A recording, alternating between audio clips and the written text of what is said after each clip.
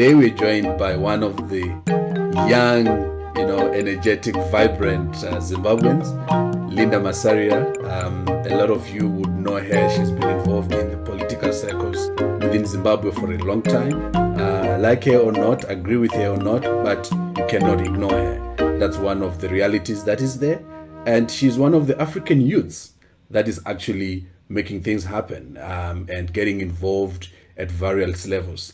Linda Masarira, welcome, and thanks for joining us today on Baobab Chats. To start, Linda, Zimbabwe turned 40. I know you are one of the born frees. Zimbabwe recently turned 40. What's your feeling? What's your view? How do you assess this? If you meet someone who says Zimbabwe turned 40, what do you feel? When I hear 40 years, I see 40 wasted years. And why do I say 40 wasted years? There's a lot that our government could have done, a lot that business, political leaders, religious leaders could have done to unite Zimbabweans. But we had 40 years of recession, 40 years of skullduggery, 40 years of political violence, 40 years of fighting, 40 years of exclusion of young people, of women, 40 years of politics, of patronage. We had 40 years of self-destruction, and that is the reality of Zimbabwe, and that pains me a lot. And what really motivated me to get into activism, per se, was the reality that we were going nowhere. Maybe I was lucky that I grew up. Yeah, maybe we'll jump into that, because I think on these 40 years and the way you have so passionately expressed, I've heard a lot of people have debates and arguments about that, and someone characterized Zimbabwe at 40 on the 18th of April when we had a conversation as a 40-year bachelor, and he was expressing what this 40-year bachelor has achieved and has done. So it's interesting, which is more aligned to how you're expressing it. Why would you think that happened? And is that for the full 40 years, or there was a point where things went wrong? During the Second Chimurenga War, or just prior the Second Chimurenga War, young people organized themselves because they were tired of the colonialism, they were tired of oppression, repression, and suppression, and they decided to go for war, to fight for majority rule, to fight for land, and to fight for freedom. Unfortunately, there was a lot of skullduggery, even including the time when they were at war. It was all about power, all about positioning themselves. And they forgot the real reason why innocent, gallant sons and daughters of the soil left school, left their families, and went to die in the bushes. And that is the tragedy of Zimbabwe. The story, the untold story of the real suffering of the gallant daughters and sons of the soil that perished for freedom, which we are still to fully attain. So basically, when we got to 1980, a lot of people celebrated, but they didn't know what they were celebrating. Because those who came from the bushes came back with a different agenda, which was consolidation of power, which was to live the lives that white people were living. They forgot the real reason why they went for war. But on that one, Linda, where you're saying where those who came from the bushes, and that is one part that is painful and interesting at the same time. Exactly. Because you had thousands and thousands, hundreds of thousands of people that were in the bushes. There are lots of them, hundreds of thousands again now, who are sitting in the rural areas, who are sitting in the towns, who are poverty-stricken. I was going to touch that. I wanted to start with the ruling elites, the ones who were in charge, who came back, set up a government, and started enjoying the lifestyle that was being enjoyed by the elite, the white elite then. There was a lot of distortion of history. A lot of cash was given to those who were on the front to give their colleagues that they were within the bushes, and some looted that money. Prior to what a lot of people think that corruption started in 1985 or 1990, corruption started when people came back from the bush. The war veterans had no bank accounts. They were given money for compensation to give their colleagues in cash. And some of the comrades looted that money, opened stores, bought towns. And this is not a secret. A lot of people know this. We had war veterans who owned whole towns like Bindura, Vic Falls, etc., etc. Where did they get the money? No one wanted to ask that question because everyone was so excited. Everyone was going into town and everyone wanted to live the life that they could not live. Everyone was now so interested in going to school, getting educated and living a good life. And yes, then the economy was good. And our parents forgot to hold the government to account. That is what happened. They were in a space where everyone was still celebrating them and everyone was going now to stay in Borodale, in Greencroft, in Ashdown Park, and it was the new life. They forgot to plan for us. They forgot to plan for the future. And whilst our parents were busy enjoying working in big offices, those who were in charge of the country were busy looting and silencing the foundation. Yeah. So the foundation and the structure of the economy was getting rotten, but at a superficial level, people were thinking we are doing well. Exactly. And then let me highlight this. The biggest error that happened was when the new government came into power in 1980. It adopted the Smith regime way of doing things, which we still have to date. There's never been a system overhaul. And if you remember, we only moved away from the Lancaster House Constitution just a few years back. There was no agenda. There was no framework on how we're going to include every Zimbabwean, how we're going to share resources. Everything was just being done the way the white people did it. We still have bylaws which are archaic. That's why we still see vendors being beaten up, their wares being taken, because no one ever put into consideration the dynamics of the changing economic environment and political environment.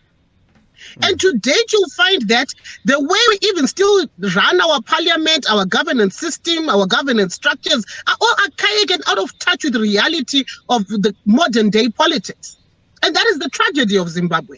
Everything that they've sold to us is a dummy, is a farce, and we have suffered from politics of patronage. We have had young people saying, this is not our space, I'd rather go and look for a job, or if you understand what I'm saying.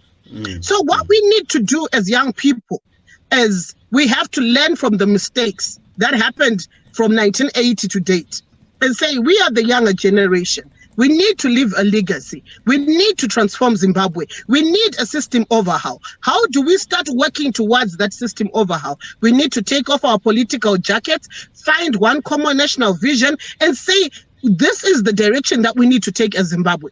We cannot continue having geriatrics, the elderly and everyone dictating to us, the more than 64% of the population, how this country is supposed to be run. I tried in 2018 to run a campaign which was called Leave No Youth Behind, which we did with an organization called NINE. We're trying to ensure that, yes. Sorry, Linda, I want to get there, but I just want to slow down a bit. And we were having an argument, not argument, a discussion earlier before this with you, where you were saying I'm no longer a youth, but the energy and the exuberance that you carry is that of a youth, you know. So I still argue that you are still very much a youth. But let's come to I'm now a senior youth. Maybe we put it that way. But let's come to we'll come to what you have done. But let's quickly touch on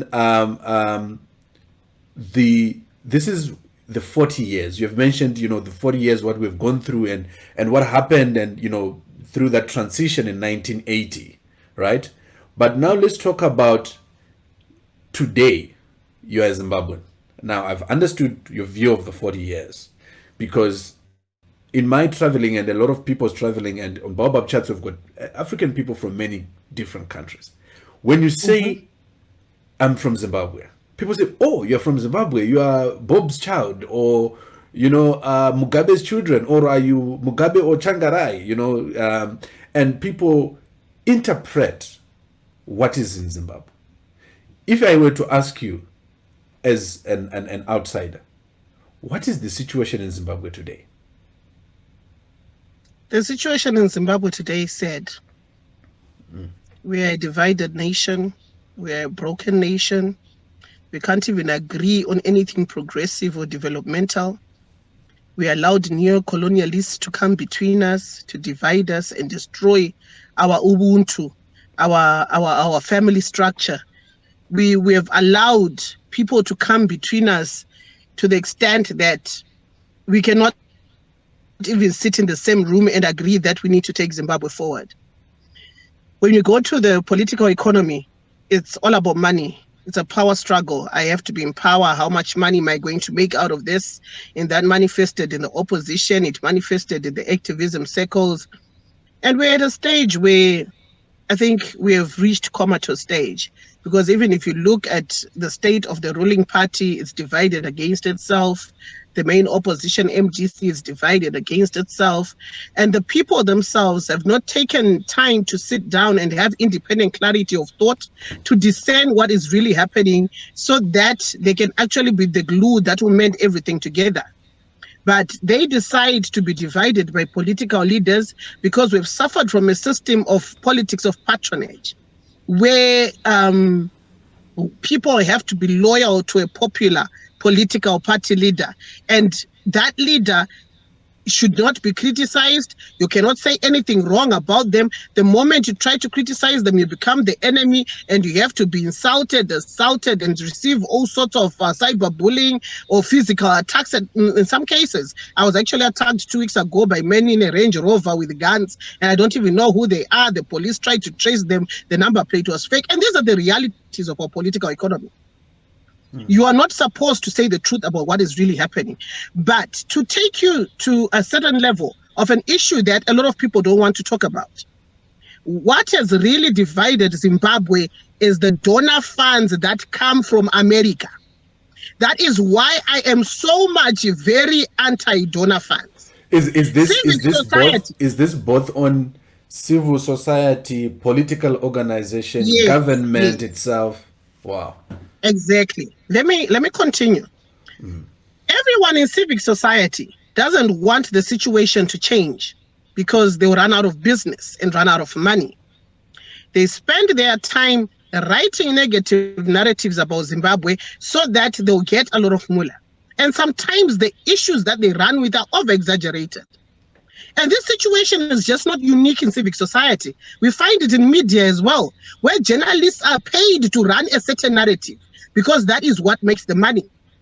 We have, again, that funding coming into political parties, dividing even ZANU-PF, MDC, and etc., because there's a narrative that is supposed to be put out there, the narrative that will suit the agenda of US in Zimbabwe. That is why you see that the US keeps on saying that Zimbabwe is an adversary. An adversary to who? And they have destroyed us clandestinely. They want us to rise against each other. They've already succeeded in dividing us. We saw this, they did it in Libya. But we don't want to open our eyes, we don't want to open our minds to the realities of what is happening here. If we could find each other as Zimbabweans and sit down and say, today I'm taking off my political jacket, whether it's Chamisa, it's Mnangagwa, it's myself, it's Kupe, and all religious leaders, civic society, and sit down and say, which is the best way forward to take Zimbabwe? I will tell you one thing that a lot of people don't know. US Embassy even went to the extent of funding people to buy all the maize from the Command Agriculture. And right now we've got no maize in our granaries. And so then they'll take that maize. The people that bought this maize, where is it? Yeah. Yes, the people who bought this maize are people who are given they are given the US dollars to go and buy the maize, and that maize will find itself back to the people as donor aid. We don't need that. Zimbabwe can be food secure, but because we don't have proper strategies, no one wants to listen to the other person because the other person is busy being an economic saboteur and trying to pull down the person who's trying to do something. And we're not going to go anywhere because this has been the culture in Zimbabwe for the past 20 years. We need to stop all this nonsense and look at Zimbabwe as a whole and say, okay, fine, I have looted enough from the US coffers. We know the shenanigans that have been happening via USAID. Zimbabweans have worked at USAID. It's all documented. You can Google about it.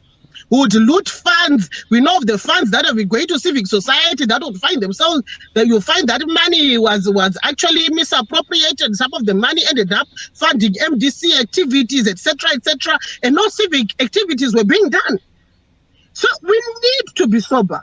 We need to redefine politics in Zimbabwe. We need to change the culture of politics in Zimbabwe. We need to stop the dog-eat-dog attitude that we have. We need to stop the skullduggery. We need to change our attitude if we want to turn around the situation in Zimbabwe. And Linda, I want to, so that we can engage on this, this is part of what some people have expressed, right? Someone once asked, for example, to start with, to say, why do we have 23, 24 political parties contesting an election? Of course, it's everyone's democratic right to contest, but I think it comes into what you're speaking about. Then there was someone spoke about, do you think, obviously, at the moment, the biggest opposition within Zimbabwe, it's MDC. Of course, there's an argument of how many MDCs there are. But, someone even once spoke about, do you really think if MDC comes in, the structure and operational nature of the government would change? But, that's a conversation another day, because I think that ties into what you're speaking about. And also someone was referring to the issue of within private companies in Zimbabwe. Not even if you leave corporate, if you leave government, you've got into corporate. Someone was saying that structure that you find in government, you find it also in private organizations. Such that this is kind of like a rot that really needs to be uprooted. It's a complete overhaul of the mindset that is required. Exactly. Mm-hmm. Wow. I agree with you. Yeah. So let's go into to Linda.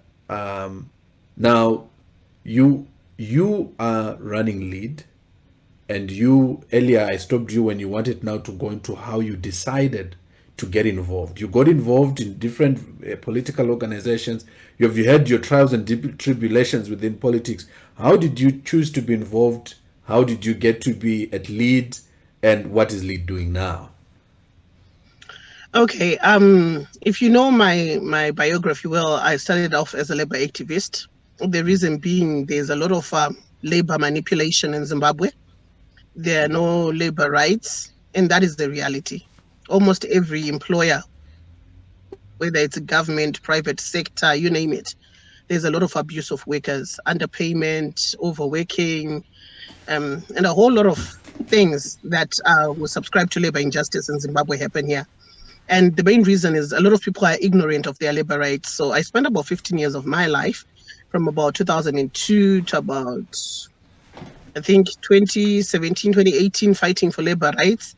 But unfortunately, I think it's poverty or desperation or that attitude that I'll just have to take what's there that has killed Zimbabweans, to the extent that people are afraid of standing up for their labor rights. They'll just get the peanuts and say that is okay with me. And that is what I tried to fight when I was working for the National Railways of Zimbabwe, until I eventually got fired. Okay, we had gone for about 11 months with no salary, and I had organized a demonstration at the NRZ. And during that time, you should also understand that the military was in charge of all parastatals in Zimbabwe, and it wasn't easy trying to organize a demonstration during the Mugabe era. But we managed to pull it through, and we never really got our salaries, but it's something that had to be done. And I got a time where I said, if we don't do this, can we reduce all workers in Zimbabwe to servitude, especially those working for parastatals, which are government organs? And to date, I think we still have those labor issues bedeviling a lot of workers in Zimbabwe, and it's still work in progress. The only unfortunate part is Zimbabweans are not supportive enough about issues that affect them, affect their day-to-day lives. You'll find them being very vocal on political issues or political leaders who actually live lavish lifestyles. But when it comes to their own issues that affect them at a personal level, they will never talk. I don't know what it is. Maybe it's the type of education that we got. or it is a situation where people don't understand their rights and how you important it is to fight for their rights. I want to give you one example before you come in. You remember, I think you know this picture where I was beaten and I'm crying, wearing a black top. That picture is used to ridicule me, to insult me. But on that day, I was actually demonstrating at Parenyatwa Hospital because Robert Mugabe had taken all the fuel that was supposed to get into the ambulances and almost all the big vehicles that are used at the hospital to go for his birthday party. And I was saying, should people die because someone wants to celebrate their birthday party? But you'll find that people will still use that, where I was actually trying to fight for them, those who cannot even afford to go to private hospitals. But they'll use that as something to ridicule a cause that I was fighting for, which I'm still fighting for, quality healthcare in Zimbabwe. If you call Zimbabweans right now, I'll give you an example in Harare. There is no running water in most suburbs in Harare, I think for the past 2 years. When you call people that let's go and demonstrate at the townhouse, at the mayor's office, because we need safe, quality, portable water to drink, running from our tapes, no one will come out. They would rather go and queue for water at bowls or complain and say things are bad. But if Chamisa calls for a demonstration right now that I'm not in power, everyone will go running and some will even say we'll die. But you cannot die for a situation that is affecting you at a personal level. You cannot stand up for your own rights, for a quality lifestyle, because you're expecting someone else to do it for you. That is the tragedy of Zimbabwe. People don't want to fight for their rights. And I think they don't want to stand up. I think I will tell you something that I've accomplished, that I'm proud of, that the world is still yet to see. I've managed to motivate a lot of young people to take charge and start getting involved. A lot of people have said, who's in your party? We don't know them. And I've said, you don't have to know people in my party, because I'm not looking for best before politicians. I'm not looking for wasted politicians. I have managed to influence young people to get involved. We've got a lot of young people with bright ideas who are in lead, who are writing powerful position papers. And you see a whole lot of talent that has been neglected. You see, I have got junior MPs, junior councillors, 17-year-olds, 18-year-olds who are ready to take charge, who are ready to make a difference because I've inspired that hope in them. I mentor a lot of young people because I want them to be different from my generation, which expects someone to do something for them. And by the time we're going to do our Congress after this lockdown is over, a lot of people are going to be shocked. I was actually coming from a meeting, and I think we've tried to have this meeting a lot of times, but we couldn't do it because I was busy. I will be busy with young people because I have to tell them where we are coming from and where we are going. I cannot try and transform or change Zimbabwe with people who are already mentally colonized. I'm dealing with the fresh people, new blood, taking them to where they're supposed to go to turn around their future, which is destroyed. And we can't do that with old dogs who think that they know everything, who want to tell you, no, we are setting a new trajectory, which will be led by the young people under my guidance. And I'm just not power hungry. Yeah. So on that now, you went now more into lead. Exactly. Can you shortly just, the incubation and starting of lead? And what it's doing now. You've already started on there in terms of how you are mentoring young people up the ranks of lead and to who are getting involved in various areas and in junior parliament and civil society and stuff. So what is lead doing? What is lead? What's happening? What exactly are you fighting for? Labour Economists and African Democrats is a young party. We're about a year old. But it took me about 2 years to be able to set up, come up with an ideology document, a 5-year strategic plan with like-minded young people who were fed up of the skullduggery in our politics. And I think you're a Zimbabwean, the levels of misogyny in our political parties, where women are viewed as tokens, where we are never taken seriously, and where the political party leaders think that they can do whatever they want with us, or we have to chant their names, dance and gyrate to them, and show them loyalty. I'm not that person. I think that is why I failed to survive in PDP and in MDC, because I cannot bootlick a person. I'm one person with independent clarity of thought. And etc. You cannot push me to do what I don't want to do or what I don't feel is right. So cognizant of the fact that in the existing political parties that we had before the formation of LEAD, there was no constitutionalism, no rule of law, no no direction per se. I think I would challenge every political party in Zimbabwe right now to produce their ideology document, and I can produce mine right away. Because any party that has no sound ideological grounding is useless and directionless. And that is what I try to do. And a lot of young people are resonating with the ideology because they understand that they have to do something to fix their future. And what we've tried, yeah, go ahead. what we've tried to do as well is to make sure that we have more young people being active in the party, in all structures of the party.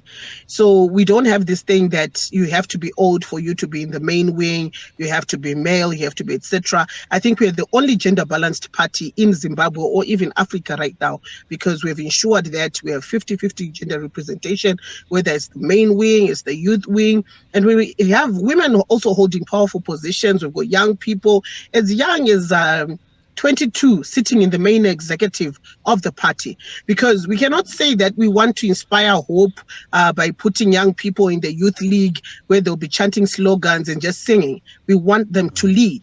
In 1980, we had ministers who were 21, 25, 28. What changed now? Where are the young people? They have not been given space in political parties because of the creation of these so-called youth wings and women wings, which have been used as tools of exclusion.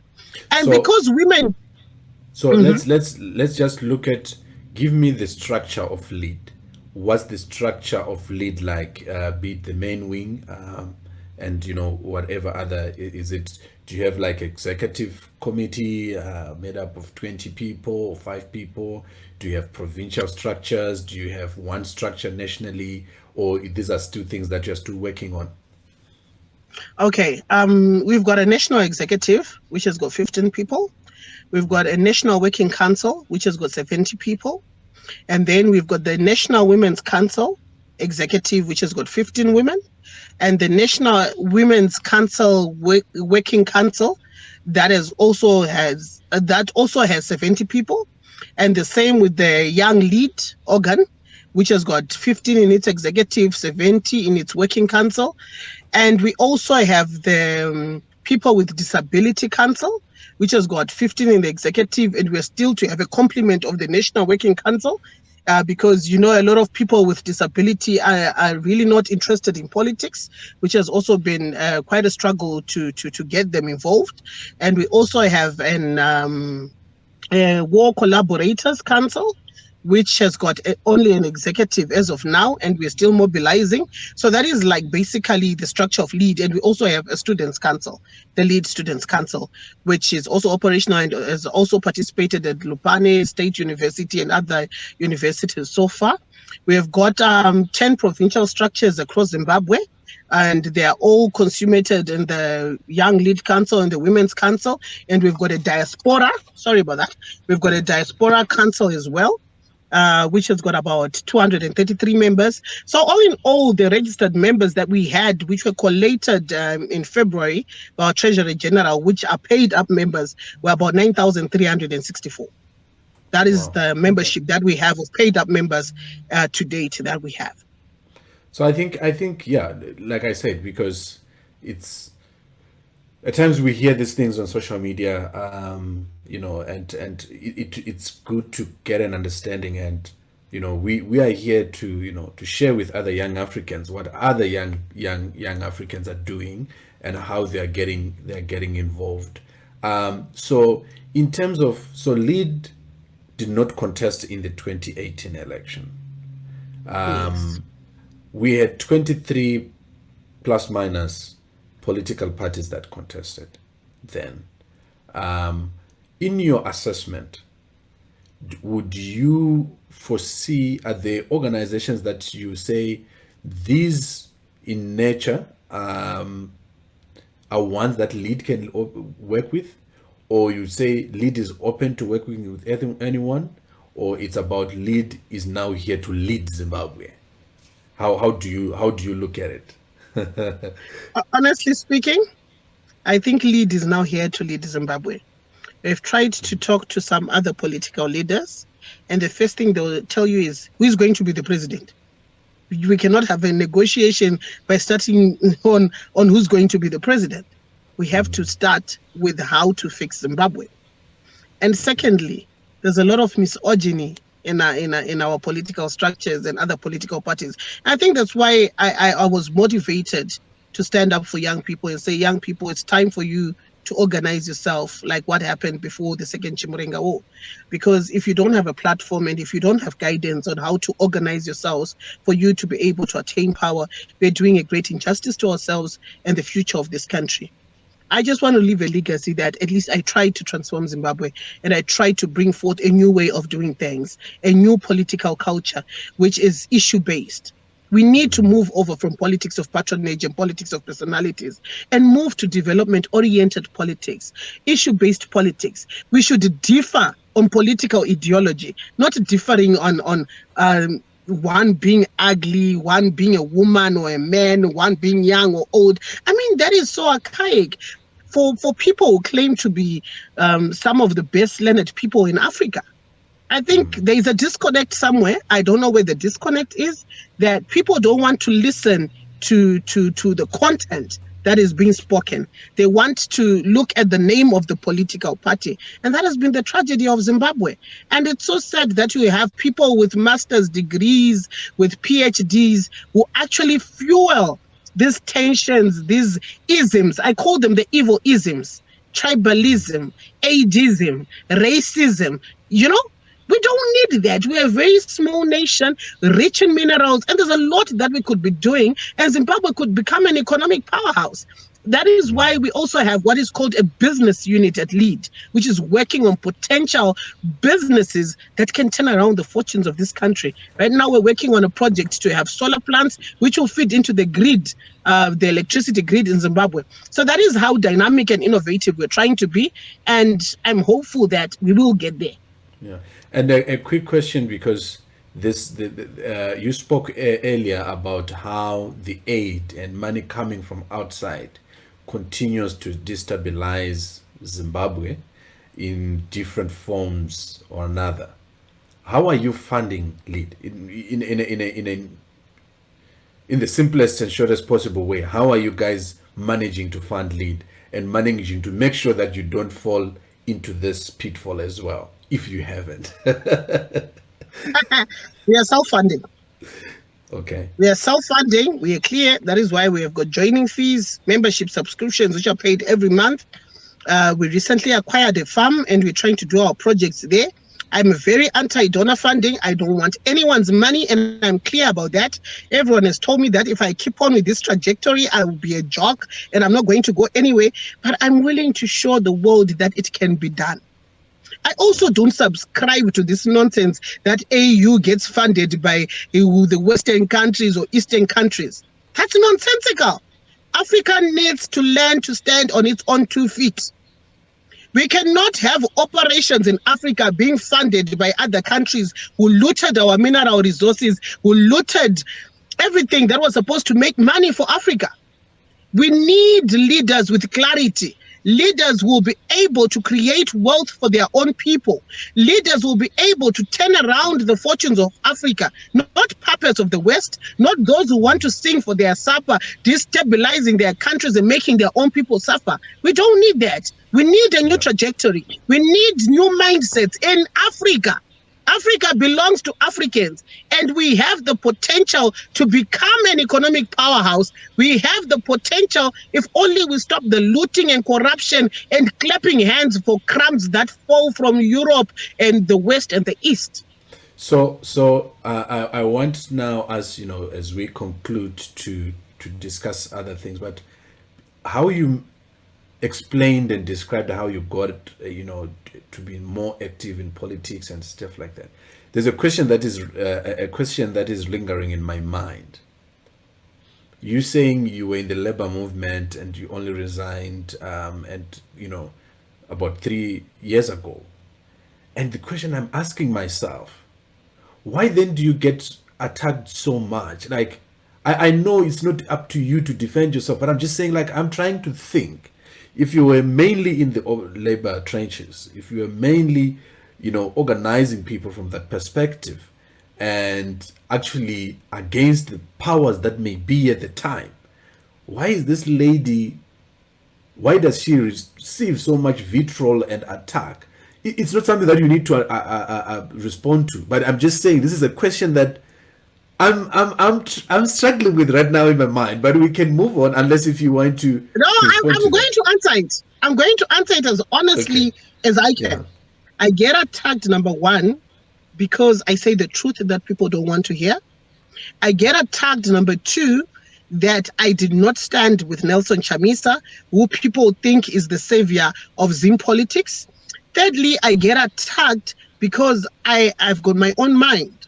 I don't speak what everyone is speaking. I would rather stand for the truth and walk alone than to live a lie and walk with a crowd. That's generally just who I am. I get attacked because I pinpoint the failures of MDC, which a lot of people decided to shove under the carpet. I always attack ZANU PF. Every week, if you go on my threads, even on Twitter, you find that I attack both ZANU PF and MDC. But people who deliberately choose to ignore the time that I attack ZANU PF, they'll only pay attention when I attack MDC. I don't have any reason to be busting either MDC or ZANU PF. What I want is to see a progressive Zimbabwe. And anything that is unproductive, I'll call it to order without fear or favor. And no one can stop me. And that is what I will do until the day I die. I've got a mission to accomplish, which is to turn around Zimbabwe, which is to change the system in Zimbabwe. And I'm going to do that, whether those who attack me want it or not. Okay. No, that's it's good to understand your understanding of what drives that. Next, Linda, you are a young lady involved in politics and leadership in Zimbabwe. How safe is it to be a politician? Be it ZANU-PF, MDC, whatever. How safe is it, in your own assessment? Post 2017, it has been safer, and there have been fewer cases of political violence. But before 2017, Mugabe's regime was ruthless. You just could not say you want to do politics. I think I'm a victim of torture, abuse, arbitrary arrests, everything else. I mean, I've been through it. But after every experience that I went through, I actually got stronger and said, I needed to do this so that some other people would not go through what I went through. But when we look at it now, I think starting 2020, we've had a lot of volatility in our political space. We have had the coming in of new political players, the name of the Savior Kasukuweres, the Walter Muzembis, the factionalism within ZANU-PF, G40 and Lacoste, causing a lot of confusion, the manifestation of that factionalism in ZANU-PF also cascading into the opposition and the divisions and etc., etc. So now we're in a space where the political economy is very volatile. Even if anyone attacks you, you can't pinpoint that it's the Lacoste team, is the G40 team, is the Chamisa team, or is the Coupe team, because everyone has just gotten so consumed with power. And everyone wants to be in power. They want to make a statement. They want to agitate. They want, there's a whole lot of nonsense that is happening in our political space right now. But I know that when people sober up, I think maybe in the next few months, people will sit down and start reflecting on, has everything that they've been doing worth it? Has it transformed anyone's livelihood? Because at the end of the day, our politics should define our future. We need sustainable human development. We need sustainable economic growth. But everything that has been happening in this country for the past 2 years has actually been toxic and divided the nation further. Yeah, and to wrap up that point of the safety, because now as a female or as a woman, because we want to speak quickly about gender-based violence, what LEAD is doing with regards to that.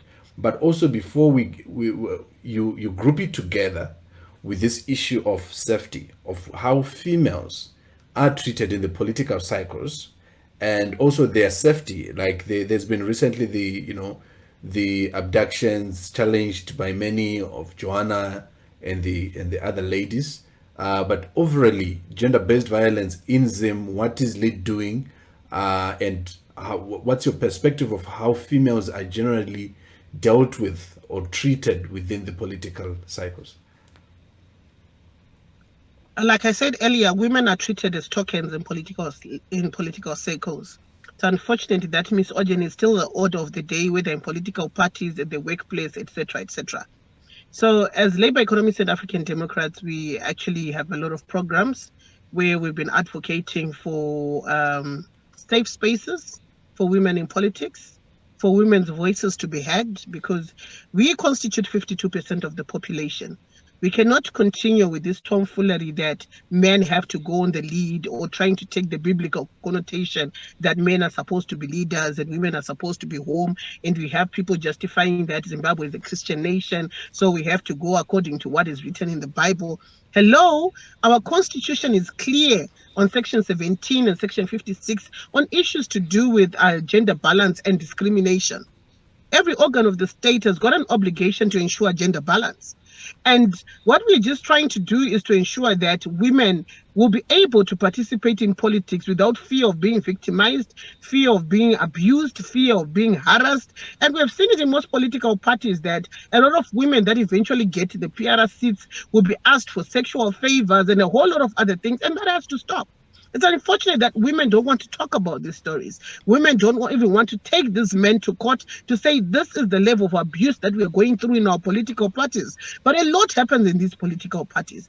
Why I am number one enemy, especially in the opposition circles, is I refused to sleep with anyone for me to attain any political power. I was not made by anyone. I made myself because of what I believe in, that women have got the right to have an opportunity to be in positions of power. I don't have to bootlick a man or to sleep with someone for me to be an MP or a councillor. I don't have to sleep with anyone for me to be able to run for presidency. No. I've got my own mind. We're all born the same. We think the same. And maybe I can actually do better than most men. But most men want to view me the way they view their wives. That's why you see that the issue to do with gender-based violence is so broad-based in Zimbabwe. And you also find women being agitators of the same gender-based violence. We don't believe in ourselves as women, and up to until we get to a stage where we respect ourselves as women, that is the only time when the men themselves will also start respecting us. That is my view in regards to gender-based violence. I've been trying to motivate women to change their mindsets, to view themselves as important beings, to ensure that they create that space for themselves. If I was not steadfast, if I was not versatile, if I was that character that gives up, if I was not resilient, I wouldn't be where I am today, because it's not easy being a woman and being in politics in Zimbabwe. It's not easy at all. This constitutional amendment currently underway, there's been a lot of talk about it, people arrested about it, people protesting it, some people supporting it, some people. Where does LEAD sit? Is it LEAD agreeing with the amendments, not agreeing with the amendments? The process, how it's going, is there anything that you have taken part in? The honest truth is, as Labour Economists and African Democrats, we are against the amendment number 2. Secondly, there's nothing much that we can do as Zimbabweans, because ZANU-PF has got a 2/3 majority in parliament. Even if the consultations are done, they've got no obligations to listen. They've got the obligation to go and hear what people say about it. So we actually have a flawed framework of how these bills are passed. And it's also unfortunate that the issues that are being, that they want to amend are not part of the sections of the constitutions that need to go for a referendum. So at the end of the day, the people are the losers. ZANU-PF will just eventually do what they want. But we're against the amendment. There's no need to amend sections of the Constitution, some which have not even been tried, which we do not even know the pros and the cons, the positives and the negatives. And there's no reason whatsoever to extend the 60 proportional representation seats. There's no need to put 10 seats for the youth. What we just need to do is to amend the Electoral Act to ensure that no political party brings forth a list of candidates with no young people and no gender balance. I think that is what we need to do. We need a zebra listing of candidates like what we do at the Senate, so that we'll be able to attain gender balance in Parliament. And there's no reason why young people should just sit back in their political parties and wait to be appointed. They have to create that space for themselves. We need to do away with these quota systems and extending the number of public officials. We have been doing virtually nothing over the years anyway. Thank you so much, You're Linda. welcome. This has been great. And like I said, we are engaging young Africans across the world. We have young Africans on our platforms, and in saying, how can we unite and how can we learn from each other's experiences from the different countries we come from? 1.2 billion people in Africa. We are the second biggest continent in terms of population in the world. And the interesting part is over 50% of us are actually young. So this is where we are coming from. But otherwise, thank you so much. That was great.